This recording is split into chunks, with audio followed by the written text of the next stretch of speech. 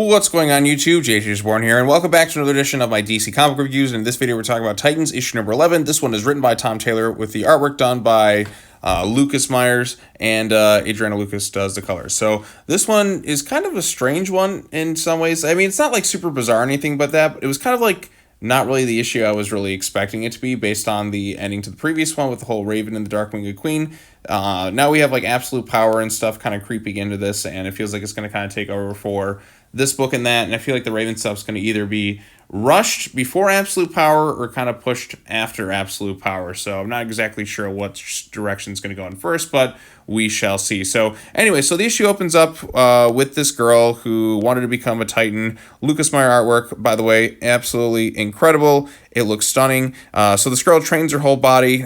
She creates her own superhero name known as Vanadia. And basically she goes to Star Labs, do some sort of experimentation. Everything's going great. It's like, wow, I'm going to be a Titan. It's going to be amazing. And then her heart gives out and her brain is kind of transported into this Amazo body. And now she's a superhero with all sorts of abilities. So Amanda Waller, and that because Amanda Waller is a total bitch, decides to reprogram this poor girl into thinking that the Titans that we see are actually imposters, and she's going to go after them. So that's that. And also Nightwing is off, having his own suspicions about Raven. He kind of has this whole Zeranoth thing going on in his head. And I was like, no, when I was initially reading this, because I'm like, the last thing we need is another Zeranoth situation. I feel like we have enough of that in Batman. Apparently everyone has a Zeranoth personality at this point.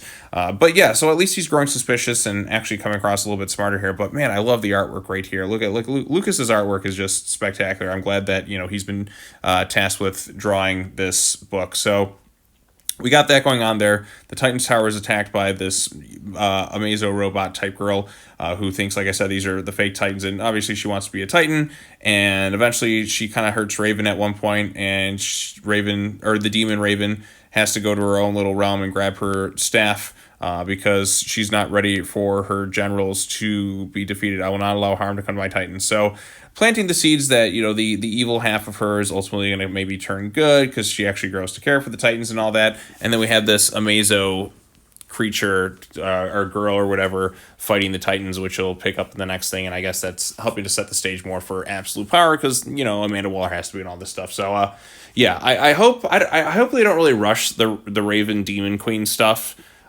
in favor of Absolute Power. I don't really know if it's going to be pushed before or after, or maybe it's going to kind of become a little bit intertwined at some point, because we got two big things going on here. Like, are they going to overlap, or is one going to come out and feel rushed before the other? I don't exactly know, but like this issue itself I thought was just kind of okay, with the saving grace really for me being Lucas's artwork. I think like the artwork is absolutely spectacular. Love the way it's kind of designed. A lot of like interesting like two-page like styles, like two-page spreads in there. Little iffy on the whole Nightwing having his own Zeranoth type thing. I feel like we kind of had enough of that in the Batman run that's going on right now by Zdarsky, and I'm not really too huge a fan of that, but at least he's showcasing some intelligence. And I don't know, it just feels kind of like, oh, here's this character just kind of came in, it's like, oh, they're going to be used to fight the Titans as like some Amazo thing. It's okay. I didn't really find it all that exciting. I mean, she has a sympathetic backstory, wanting to do the right thing, but then she's kind of being like coerced and turned into something she doesn't really want to. So, like I said, Lucas's artwork is the main highlight for me.